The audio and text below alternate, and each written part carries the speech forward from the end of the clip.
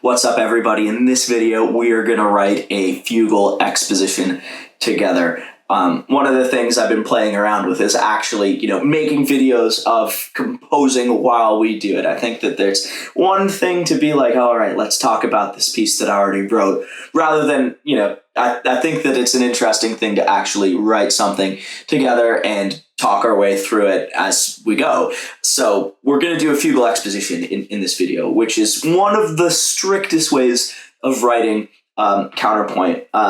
It's honestly, if you're getting interested, like just starting out, I guess, writing this type of counterpoint or like baroque style counterpoint, as you'll see, a lot of the harmonies we're using are more 20th, 21st century idiom than Bach would have used. But it's 2025, right? So we can do that, and we should do that, right? I see introducing, I guess crunchier stuff, within the rules. Like, I want to be very clear that everything that we're talking about here, or the vast majority, like 90% of the things that we're talking about in this video, follow the rules of Baroque counterpoint writing, right?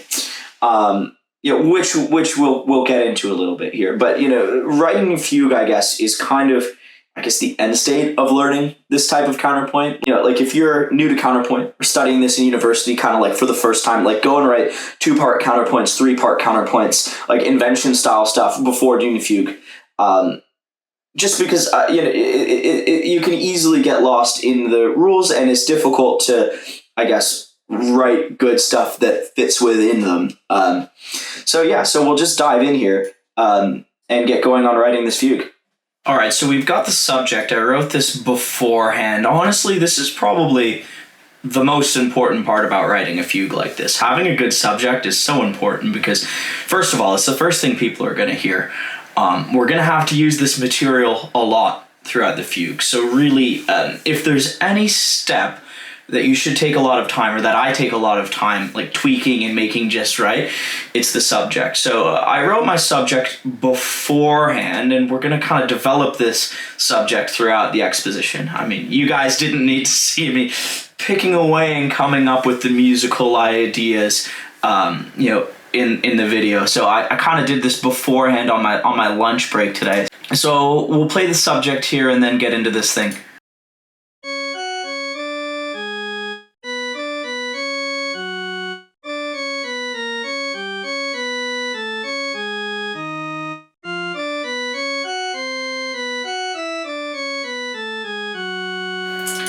So a few important things with this subject. We're in F sharp minor. So we're starting off, with an F sharp minor harmony. For those who are keeners looking at this, you see, oh, geez, we start on a C. This probably wouldn't have been acceptable to Bach in 1725 when it comes to inverting the subject in the answers. But it sounds good, and it's 2025, so I'm okay with this. So we're starting in F sharp minor, we're ending the subject in F sharp minor, so we're not modulating within the subject. We're going to do the modulation in a kind of, I'll write in some sort of transition for a bar or two to modulate to the dominant. I find it's usually easier to write cohesive ideas that have a cadence point in the subject. So like we want to have a definite ending in the subject. I've seen and written myself a lot of these sorts of fugues that don't do that, right? Where we just modulate too early and don't have an arrival point, which makes the subject harder to recognize later on. So I've actually gotten a bit of a head start down here on the counter subject. So this subject here looks very chromatic for a subject, right? We modulate within the subject, but the reason why I did this, what's cool about this, is that this is a chromatic fugue. So really, I've written this subject to be able to be harmonized with chromatic scale, a descending chromatic scale, as the counter subject. So really what this does is, just let me pull up the transport here so we can easily navigate through this score. If we come down here, we've got this descending chromatic scale, which I've spiced up the rhythm a little bit just to make it a bit more interesting as a counter subject. But this counter subject is going to work in the bass or as the top part, and having the subject in the bass. So this is another really important piece for thinking about the development section later on, before we get too far into writing the exposition, that the counter subject and the subject are going to work in the bass. Right? The subject has to work in the bass because we're going to be introducing these parts because we're going to be introducing the subject in the bass, or in whichever part is going to be the bass throughout the exposition. But having it so that this counter subject here is going to work as a bass part is really going to give us more options when we get to the development section. So we'll have a listen to to what it would sound like with this counter subject in the bass, because this is how I wrote it, right? Like, I decided that I wanted my counter subject to be this descending chromatic scale, and then made it so that my subject was going to fit those harmonies. So we'll have a listen here before we get on with writing our first fugal answer.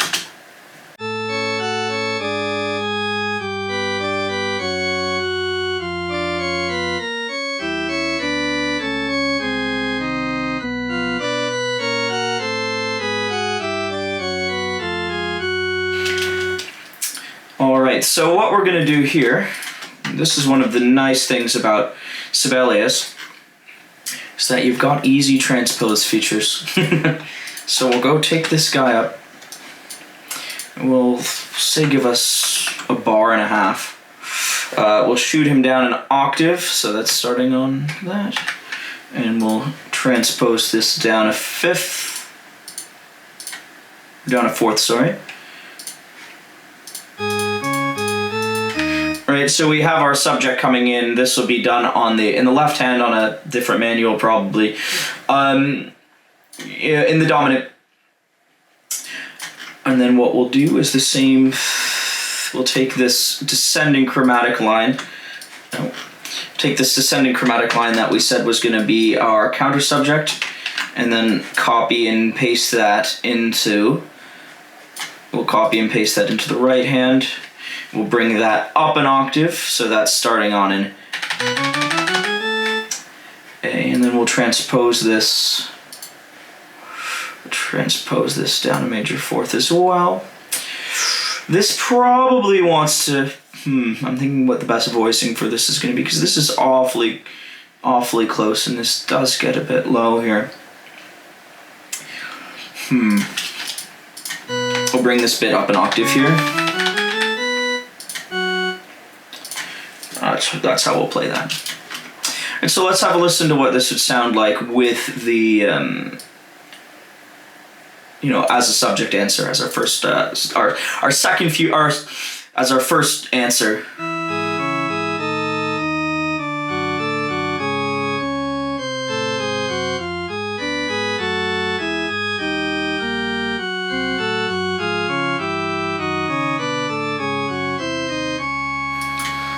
So that is going. Honestly, to me, it sounds a bit low. So I may honestly write this as take this an octave up and write this as a treble clef.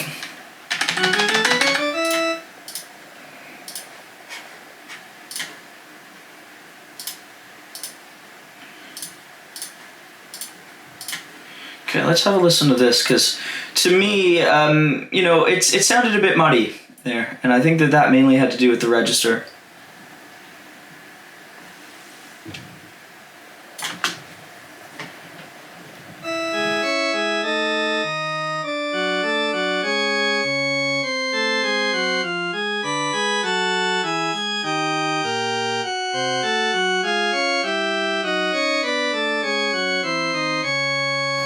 Okay, that sounded a lot more like what we'll want.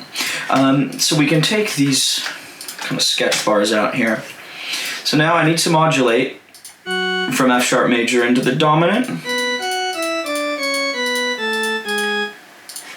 And I think the easiest way to do that is just to continue this run.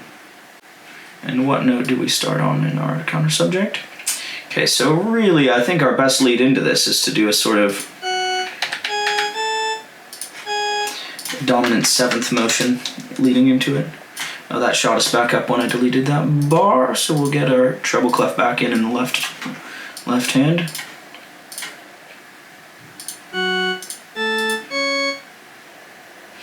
this is going to be easy. Okay, let's have a listen to what we have so far.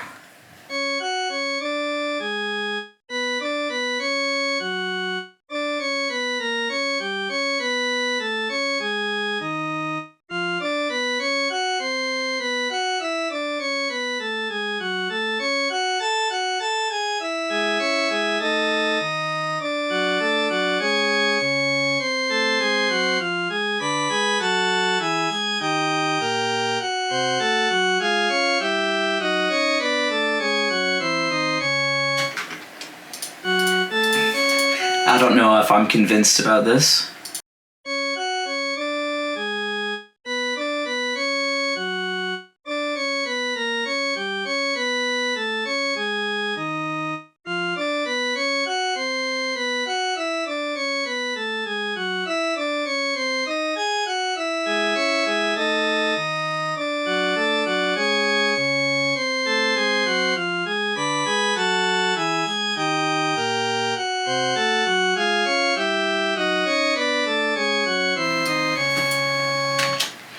Alright, so that's our first subject and answer. And honestly, that's probably half of the work on the exposition done here. It doesn't sound like a lot, but all of the really important ideas that we're going to build on are kind of established here. So what we can do, we'll make this a 4-part fugue, what the hell. So we're going to keep this here in the left hand. So what we can do, we can copy and paste this. So this is one of those things that Sibelius is great for.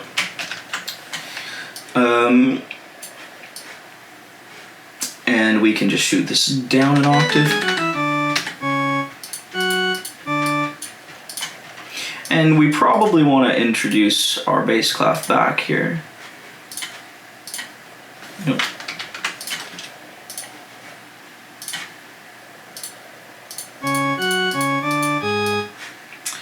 Okay. And then our right hand can stick with this counter subject in the dominant here.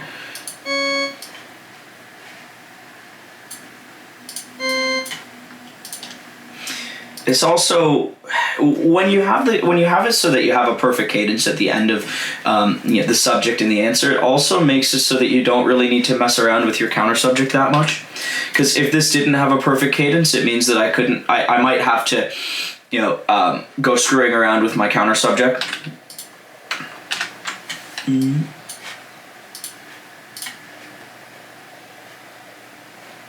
we'll transpose down a fifth so that we're back in the tonic key.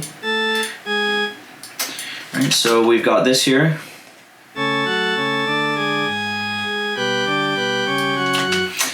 We're out of sync a little here, so it needs to go on an offbeat.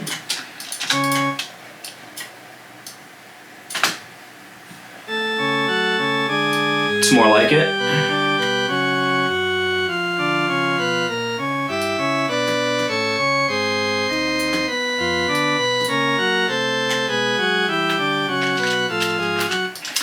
Great. So what I'm thinking we'll do is we'll keep this the same for the first bit. We'll make this a 2 so that the thumb can play those in the right hand, which will make it a lot easier for the organist.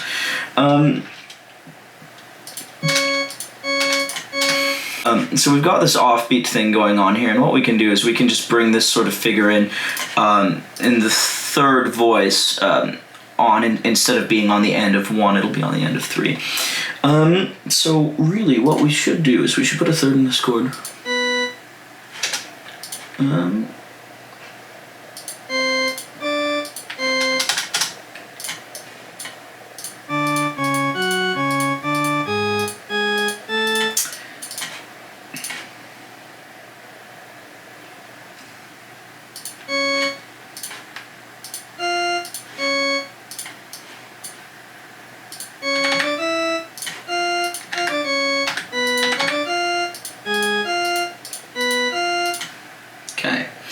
So yeah, if we do something like this.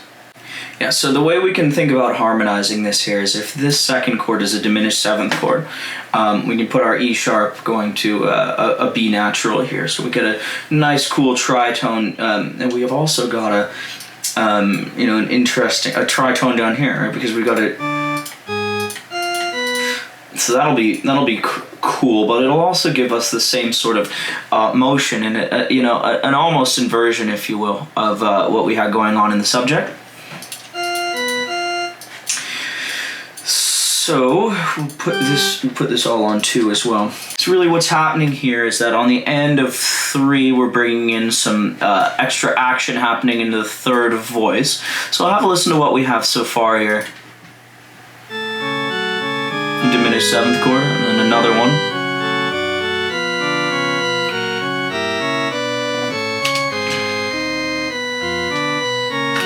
So then we're kind of back into where we are. It would be cool if we can get that bum bum bum bum happening again on this beat, because you know, I find with this, especially when, you know, if you're looking for places to write and you're not sure where, look for the spots where where nothing else is happening, right? So we have something else happening here, you know, these 2 eighth notes in the bass in the subject. So we don't want to kind of get in the way of that, but you know, this part here. You know, the 3rd beat, 3rd and 4th beat, generally so far, we don't have anything else going on, and that's why I think, you know, doing this this offbeat end of 3, and we're referencing what's happening in the subject, but we're doing it in a place where there's not really anything else going on. So one of the things that can easily happen in this sort of counterpoint is that, like, it just gets you know, muddied up and you don't hear the individual lines. So as much as this, you know, is very harmonically interesting what's going on, having clear and good lines is really important in this.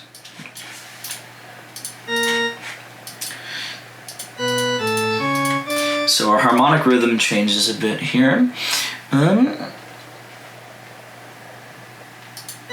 So that can go up to that B there, and this can fall to an F sharp. Just get back to where we are here. And then we'll have an 8th rest.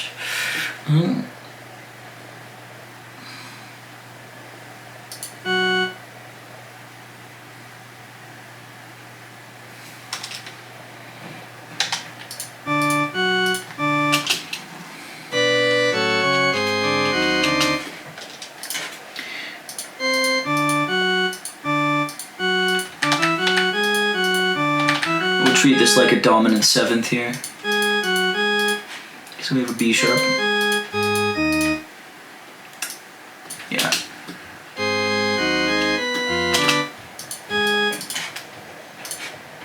And then this will have to be an E, or an E sharp. We'll do an E sharp. And have him go to the G sharp. Yeah, this would be cool.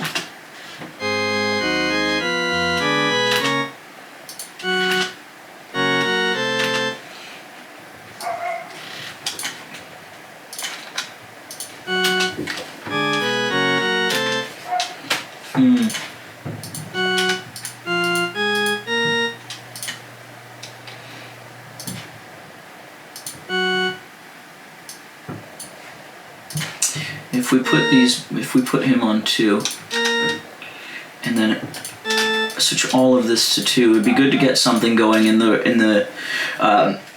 you know, in the right hand that's gonna imitate this and open something up on that end of 3 here. Let's go back so I didn't delete all of what we had. And then what we'll do is we'll put an F sharp, yeah. How bad would this sound if that resolves up? Oh no, that's fine actually. That looks a lot more disgusting than it sounds there.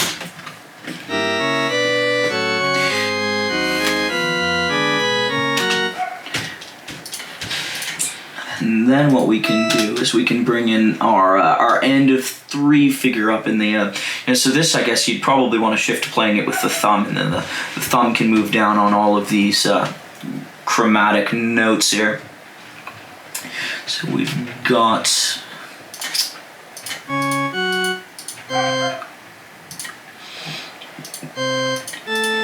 okay, so So we'll have a B sharp diminished 7 here. That's what we'll have.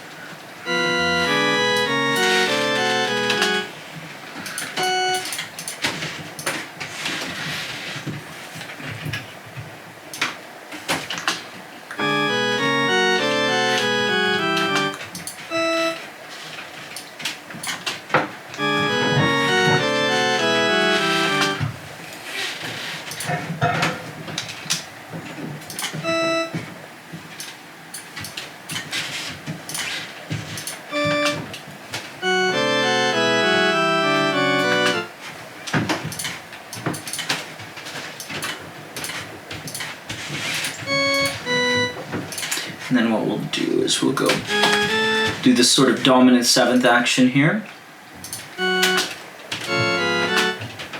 Okay, so now we're going to take a step back to get into this modulation here. So we're ending off in the tonic key at the end of our first answer. So we need to get into the dominant. So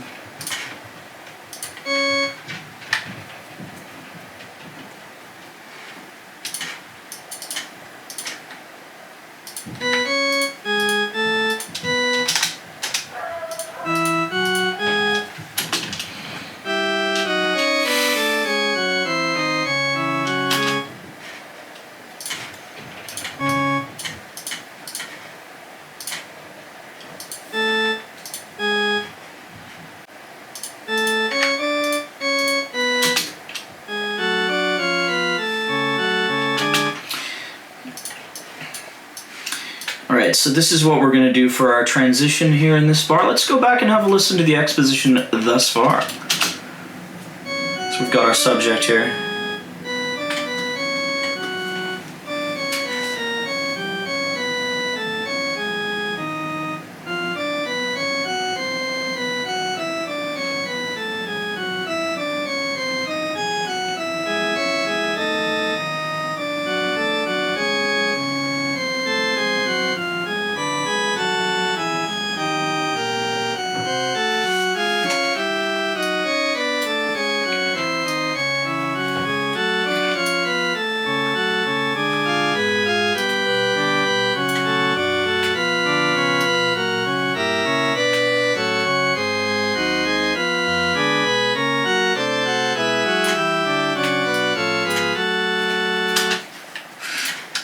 I think that this E should be held over longer.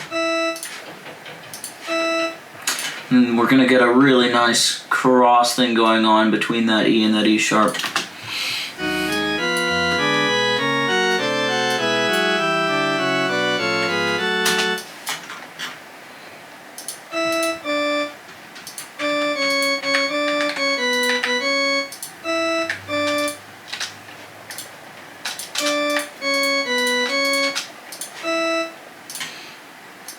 I think this will be better than what we had.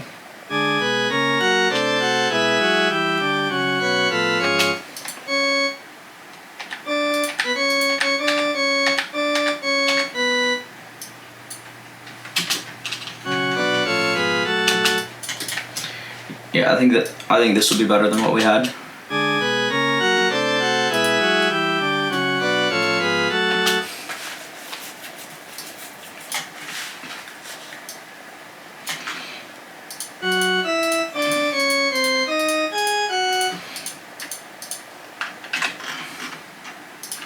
And we can do this here, the same sort of transition as what we had before. And then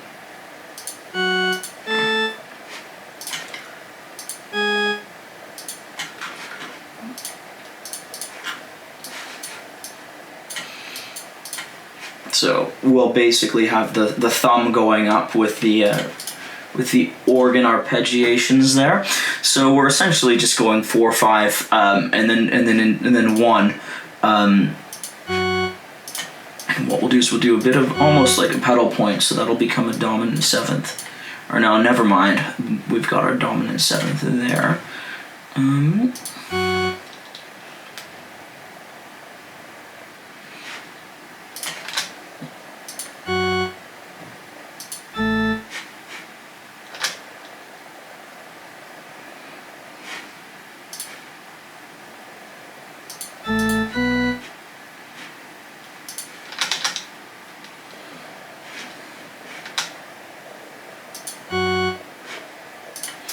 Actually, instead of doing that, we'll do that in the bass.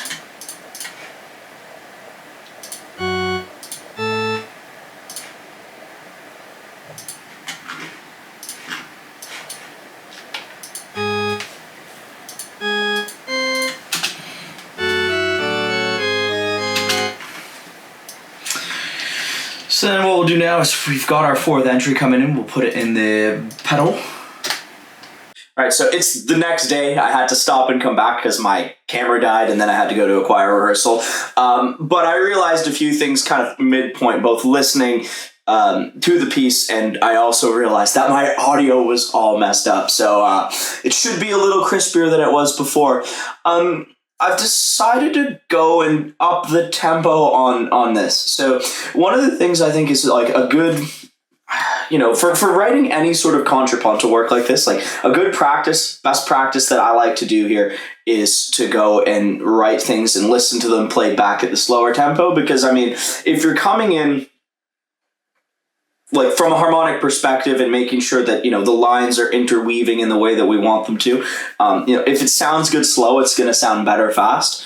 You don't want to lean on a fast tempo or the types of crunches that might get overlooked in a fast tempo and use that as a bit of a crutch. So before we go on to our final entry with the subject, it'll be an answer, but with the subject coming in the pedals, we'll have a listen to what we have so far with a faster tempo. So the one that we were listening to when we were looking at this yesterday was at 100 beats per minute, and I've gone and cranked it up to 138 here. So we'll take a listen and see how this is feeling.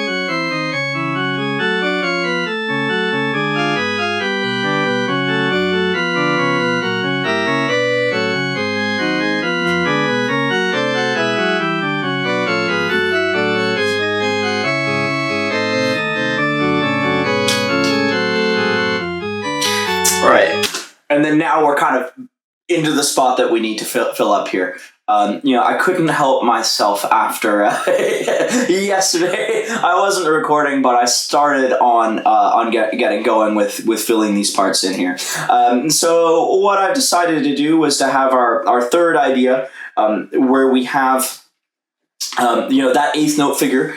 We're going to keep moving with that, right? So we have our same old counter subject, that chromatic line happening, in the top part. So we have the subject happening in the bass, and our counter subject being played in the highest part. So those are going to be the most recognizable pieces of this, because we're in 4 parts here now.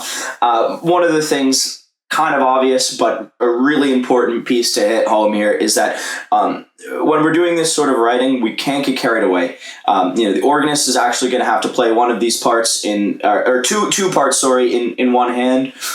In this case, I have it happening in the right hand. So it's really important to be thinking about, what's being done with which fingers while we're doing this, because, if I go right here, we're taking the counter subject up into the higher register. If I go and then write something that might sound great in Sibelius but doesn't work, that they're not easily going to be able to play with their thumb, it's not going to work, right? So what we're going to do here is we're going to have this sort of eighth note figure continuing on in the parts where the subject isn't active, because we do have a slower, more legato counter subject. So we're going to use those inner voices to fill in some of those spots.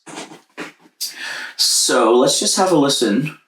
And honestly, I'm going to just slow things down here so we can make sure that what I'm writing here is like actually working, because again, it's really easy to just kind of burn through and to make mistakes that aren't noticed, or to do things that aren't kind of best kind with doing this sort of writing, if we keep that faster tempo while I'm writing it. So we've got the subject in the bass here now.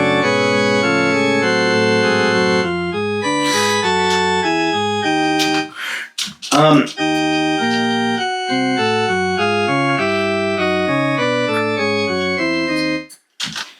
and then it'll finish in the dominant, and we'll start our development section in the dominant. Which I've decided we're gonna break this up into 2 videos because it's gonna be too long. So we're gonna do the exposition here now, and then we'll do the development in a second video.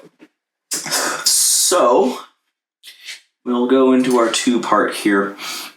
Diminished 7th, so E sharp diminished 7th chord here is what we're gonna have. So then we'll put a D here, and that D, just making sure I'm not gonna run into a consecutive. And again, it's easy, I find, to avoid consecutives when you're resolving a diminished 7th chord, because a lot of those, there are fourths, but they're gonna be imperfect, so it's totally okay to have consecutive motion if you're moving with imperfect intervals. So, because we've got a G sharp moving to an F sharp, and then a D moving to a C sharp, so that's going to be all right. And again, this is going to be really easy to play with the thumb, but it might be interesting to have some. We've got all of the parts kind of moving down, right?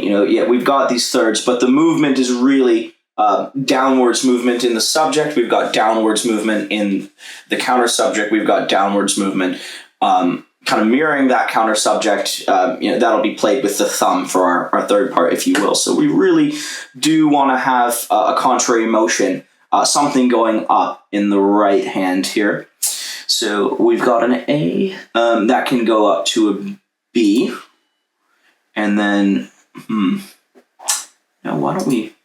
Oh, I always forget to do this. To switch around the parts. No, we don't want to be.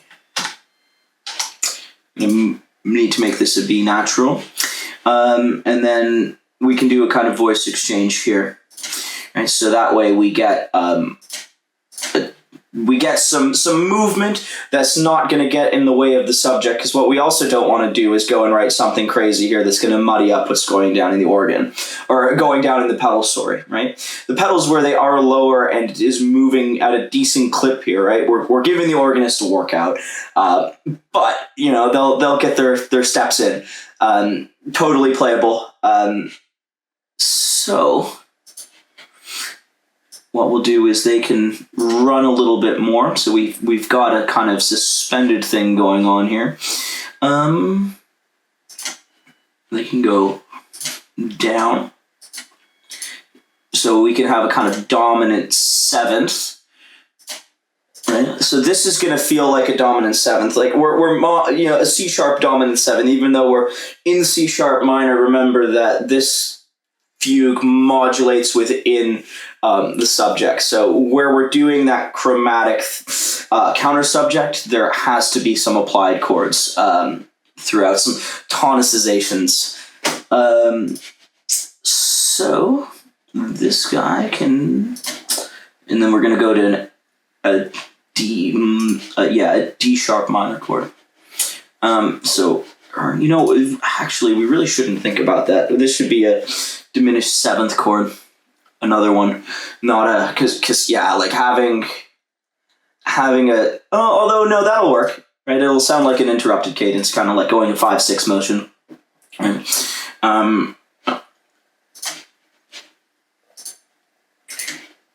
And then what we can do is we'll put some of that extra motion in our left hand. So this will go down like that, although this, we do want to avoid that. No, it's not going to work.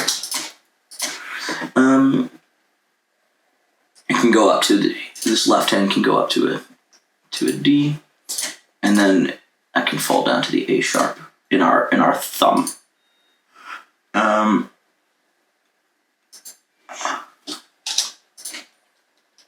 We'll do a voice exchange between our thumb and the pedal parts there.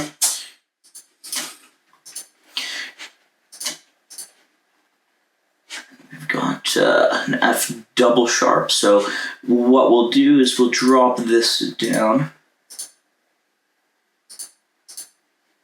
always forget where the double sharp is in this. Ah.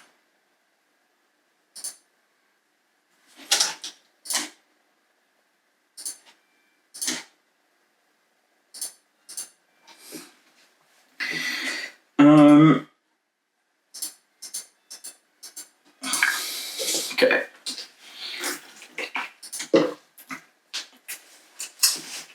So our next chord is going to be a diminished seventh chord, so just play what we just wrote here. And I find it's good to, I really do like listening to as much of the playback as we're going through as possible. I know that there are probably going to be like some counterpoint purists in the comments section being like, oh, you should be able to do this by hand looking at it. But the fact of the matter is, we've got these notation softwares, like take advantage of all the features they have, right? I mean, you saw earlier what I was doing with some of the copying and pasting and using the transposition. Like, why make it more difficult or time consuming for yourself than it needs to be? So let's have a listen to what we just wrote. I'll pull over here.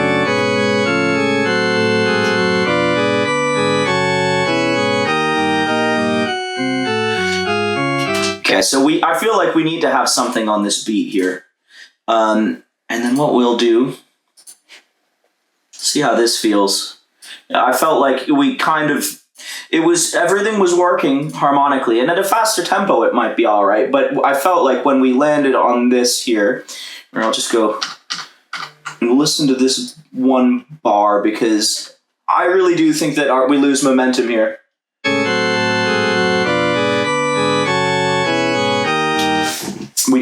We need something on that beat one, and we'll give this a go here. See if this does the trick.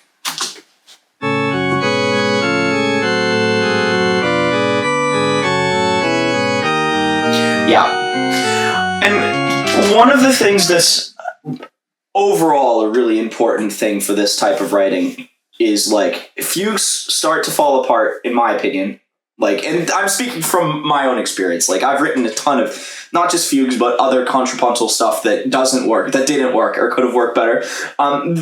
They start to fall apart when we lose momentum, right? Like, if we come to an arrival point at a part that, like, sure, if we're coming into like a great big pedal point or like the recapitulation, arrive. But when we're actually like writing these parts, in the exposition and going into the development, like, there shouldn't be a big cadence point at the end of the exposition, right? We should just kind of dive right into it, right? Yeah, have a cadence, but don't have an arrival point.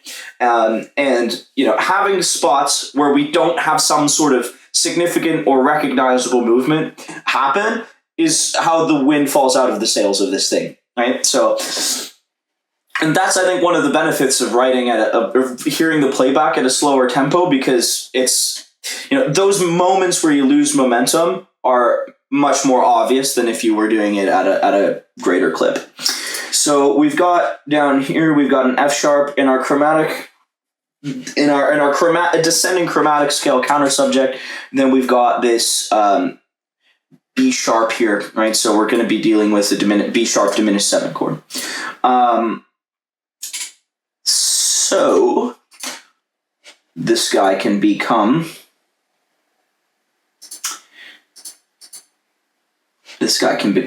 an A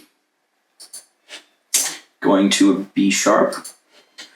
And again, it's easier, like the organist, if you're playing this, you'll conceptualize that as being a C, but harmonically, like I think that you shouldn't do enharmonic exchanges in this sort of thing to like make it easier to look at, right? Maybe if you were dealing with like an amateur choir, right? Like if you needed, people who were singers who were not professionals, say, to understand that, I think that might be a bit more acceptable to do that. But like, any organist who's playing it is going to be able to figure that out on their own.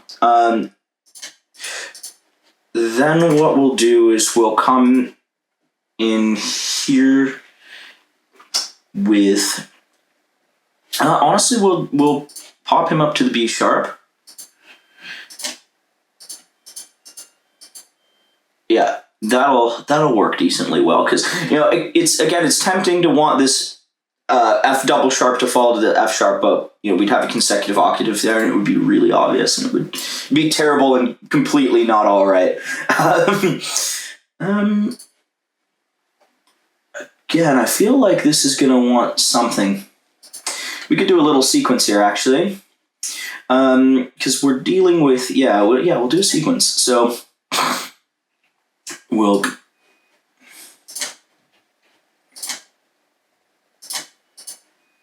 Do that. Right, so we're doing this sequential motion in the left hand, and honestly, what if we just kept rolling with this? So down here, we've got, our harmonic rhythm changes a little bit. So we're going, basically each one of these notes is starting to become a new chord, right? In the counter subject. It's gonna have to be, you can kind of, when we're back here, I guess you can probably get away with it more without thinking about, okay, what specific chord do we have? But when we're writing in the 4 parts like this, we can't do that. So we're gonna go to a C sharp minor chord, or C sharp major. So this is gonna go here.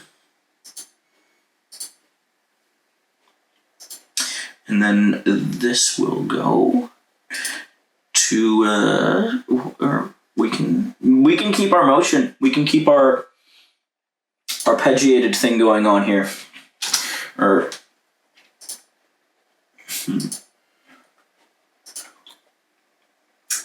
Now,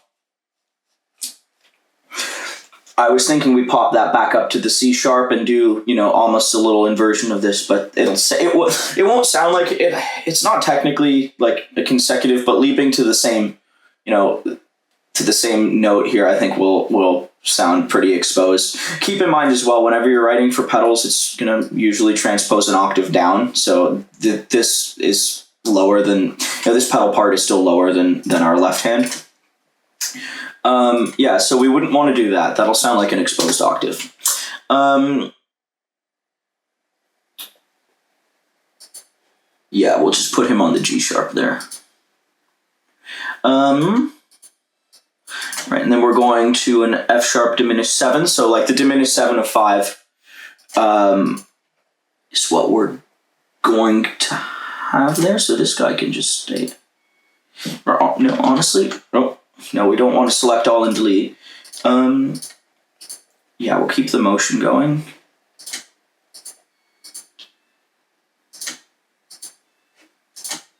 Needs to be an A sharp. And then this can go up to a C.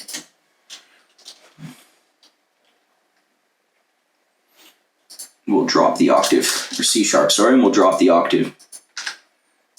Because we need to have some motion on this, on this 4th beat here. It'll feel like we're not. It'll feel like an arrival in a spot that like we're leading into the end of the exposition. Like it shouldn't feel like an arrival until we actually hit this this cadence here. Which actually, let's just write in our stuff. So we've got an F sharp.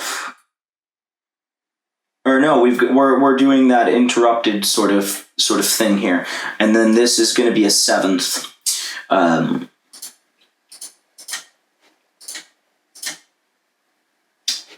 So that's going to go there, and that's going to fall. Or no, that's going to stay. And that can tie over, actually, so we could maybe get some kind of syncopation action going on there. Now, this is going to be like a 2, I'm thinking. So,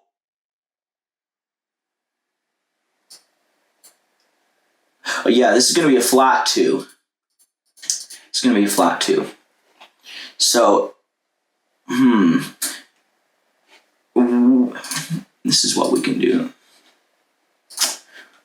This down here will fall to the F sharp. This needs to be a D. This needs to be a D sharp, and we can get some contrary motion going on here.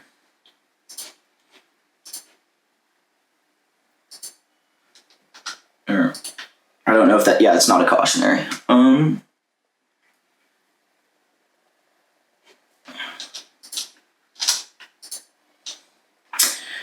Then what we're really now into the the perfect cadence.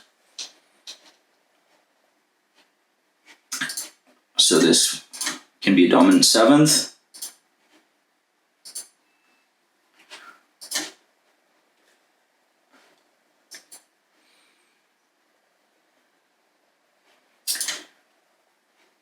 And honestly, this can just be a G. Or no, that'll give us a consecutive, and we don't want that. So he's gonna fall down here to the E. We don't want that.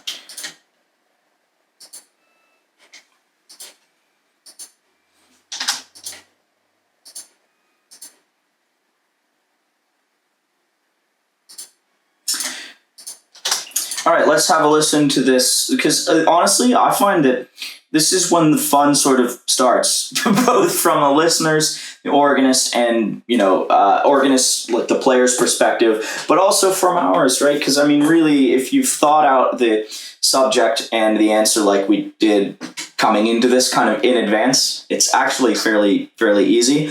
But now this is when the actual like counterpoint really starts to happen. So we'll have a listen at the slow tempo, just as a check to see if we hear anything that maybe shouldn't be.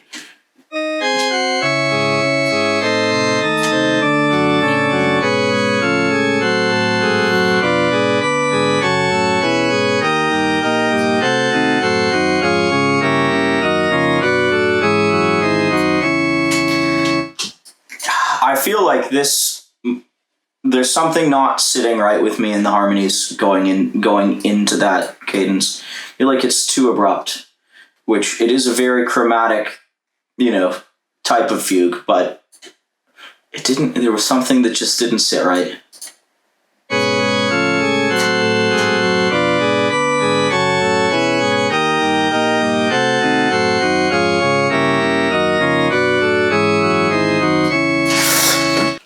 Actually, on a second listen, I think it's interesting.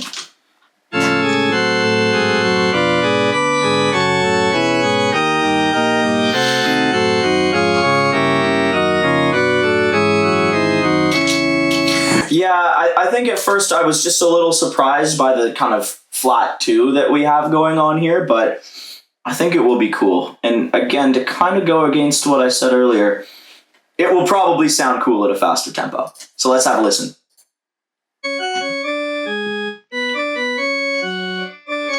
So we have the subject here. It's feeling pretty good.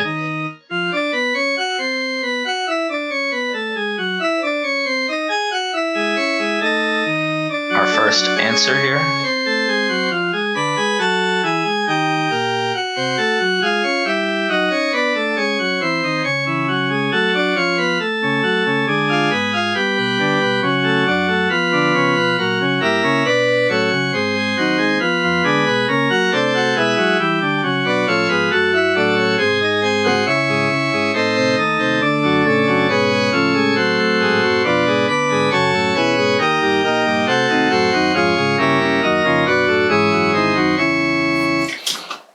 Am I hearing a consecutive in this?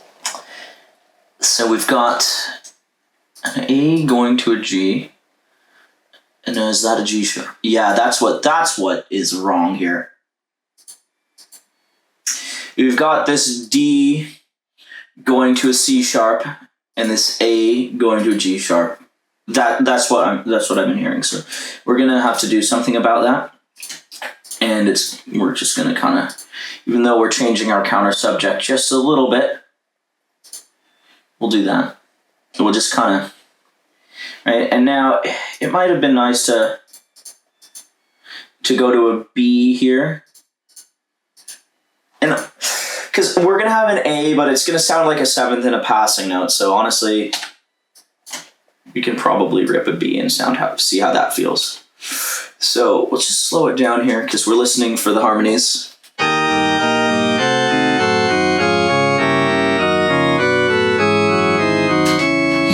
Yeah, that felt a lot better. So, you know, we've written our exposition. You know, so we're done the exposition. We'll have a listen to it before we break, just the full final thing.